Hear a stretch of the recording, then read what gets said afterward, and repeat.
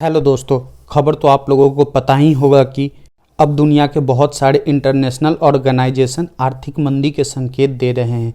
अभी कुछ दिन पहले ही अमेजॉन के फाउंडर जेफ बेजोस से एक रिपोर्टर ने पूछा कि क्या दुनिया में आर्थिक मंदी आने वाली है, तो मिस्टर जेफ बेजोस का जवाब था कि मैं इस शब्द का अर्थ तो नहीं जानता, ये कोई अर्थशास्त्री ही बता सकता है, पर मैं ये जरूर कह सकता हूँ कि अभी जैसे दुनिया में लोगों को नौकरियों से निकाला जा रहा है, महंगाई बढ़ रही है, मतलब नौकरियाँ कम हो रही है, लोगों की परचेजिंग पावर कम हो रही है, तो मैं लोगों से कहूँगा कि जितना हो सके पैसे को बचाकर चले, खर्च कम करे, बिना जरूरी का सामान न खरीदे और अगर किसी वस्तु के बिना काम चल सकता है तो काम चलाए।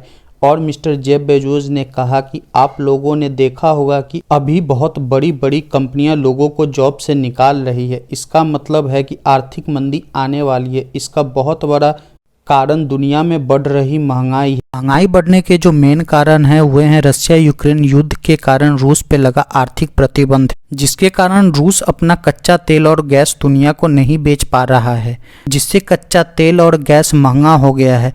इस महंगाई के कारण दुनिया के बहुत से देशों में सरकार गिर गई है। ये सरकारें एशिया महाद्वीप में हो या यूरोप में, सब जगह एक सा ही हाल है। रशिया पे अमेरिका यूरोप के लगे आर्थिक प्रतिबंध के बावजूद भी भारत चीन रशिया से तेल ले रहे थे और यूरोप को ये तेल रिफाइन करके बेच भी रहे थे, पर ये बात यूरोप और अमेरिका को हजम नहीं हो रही थी। उनका मकसद था कि भारत भी हमारी तरह महंगा तेल खरीदे, तो अब वे लोग रूस पर प्राइस कैप लगा रहे हैं 5 दिसंबर से। इसके कारण भारत की कुछ तेल रिफाइन करने वाली कंपनियां रूस को 5 दिसंबर के बाद के लिए तेल का ऑर्डर नहीं दे रही हैं, जिसमें सबसे बड़ा नाम रिलायंस और बीपीसीएल का है। आईओसीएल ने 5 दिसंबर के बाद के ऑर्डर दे रखे हैं और जहां तक बात नायरा की है तो वो एक रशियन कंपनी ही है, तो वो तेल रशिया से ही लेगी, मगर नायरा डॉलर में पेमेंट नहीं कर सकती है, तो इसके लिए वहां की एक बैंक वीटीबी बैंक ने भारत के यस बैंक में वोस्त्रो अकाउंट खोला है।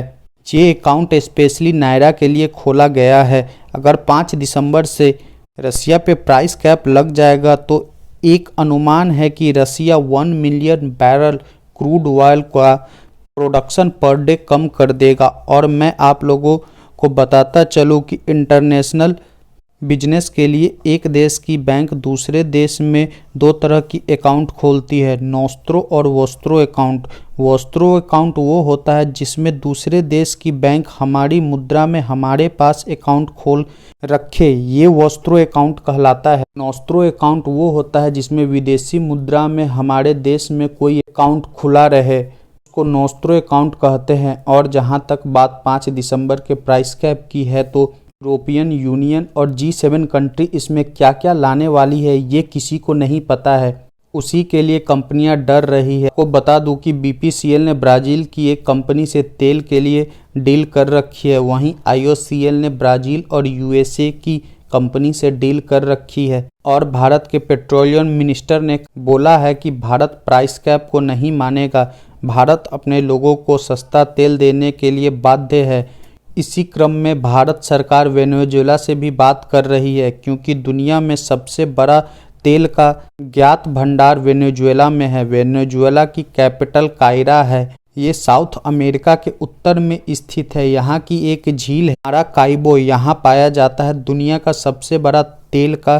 भंडार, मगर फिर भी ये देश गरीब है। इसका कारण है इस देश ने अमेरिकी कंपनियों को अपने यहाँ से बाहर निकाल दिया था, उसी के कारण यहाँ अमेरिका ने गृह युद्ध करवाया। आपको बता दे कि अब अमेरिका वेनेजुएला से बात कर रहा है और यूएसए इसको रशिया के विकल्प के तौर पे देख रहा है। यूएसए के पीछे पीछे भारत भी यहाँ आ गया तेल के लिए और भारत ने भी बात शुरू कर दी।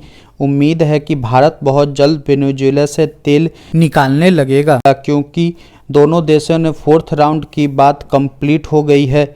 यूएसए और दुनिया ये कोशिश कर रही है कि कहीं से तेल मिल जाए जिससे कि तेल का रेट कम हो और दुनिया से महंगाई घटे, नहीं तो लोग रसिया से तेल लेते रहेंगे। यूएसए के प्राइस कैप का रसिया पे कोई असर नहीं होगा और वेस्टर्न वर्ल्ड की इमेज पूरी दुनिया के सामने खराब हो जाएगी, जिसको ऑलरेडी बहुत नुकसान पहुंच चुका है। थैंक यू दोस्तों, आप देख रहे थे जियोपॉली टाइम्स।